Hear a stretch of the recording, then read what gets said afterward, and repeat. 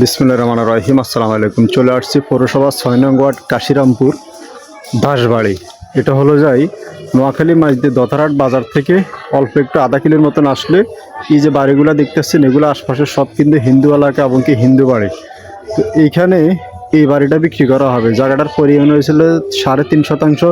গ্যাসের লাইন সহ একটা ডাবল চুলা গ্যাসের লাইন আছে, গ্যাসের লাইন টাইন সহ বিক্রি করে দেবে। এখানে আশপাশে যা দেখতেছেন সব কিন্তু হিন্দু বাড়ি এবং কি এটাও দেখতেছেন হিন্দুদের ঘর। তো এখানে কোনো মুসলিমের কোনো বসবাস নেই।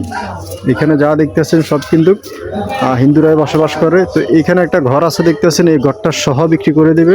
বর্তমানে বসবাস করতে পারবেন। আর এবং কি ওনার জায়গাটা, ওনার এই যে টিনের ভিতরে যে জায়গাটা দেখতেছেন এই জায়গাটায় জায়গার পরিমাণ হলো যে ৩.৫ শতাংশ এবং কি ডাবল চুলা গ্যাসের লাইন। বর্তমানে আপনারা এখানে আসি বসবাস করতে পারবেন। এই যে দেখতেছেন ঘরে তালা মারা।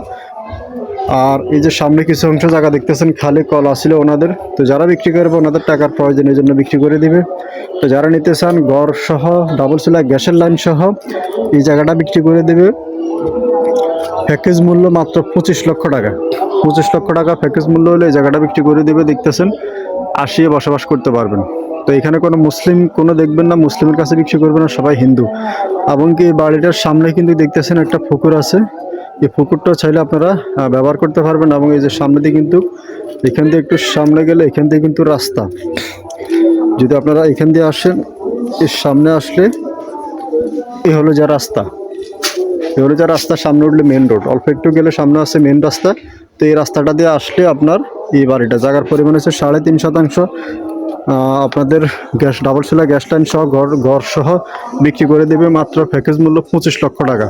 এই গ্যাসের চুলা সহ বর্তমানে ঘরে আসে আপনারা বসবাস করতে পারবেন। তো সবাই ভালো থাকবেন, সুস্থ থাকবেন। হিন্দু পাড়া হিন্দু পট্টিতে যারা হিন্দু বাইরে জায়গা কিনতে চাচ্ছেন তারা ইনশাল্লাহ এই ভিডিওটা দেখতে পারেন। আসসালামু আলাইকুম ওয়া রাহমাতুল্লাহি ওয়া বারাকাতুহু।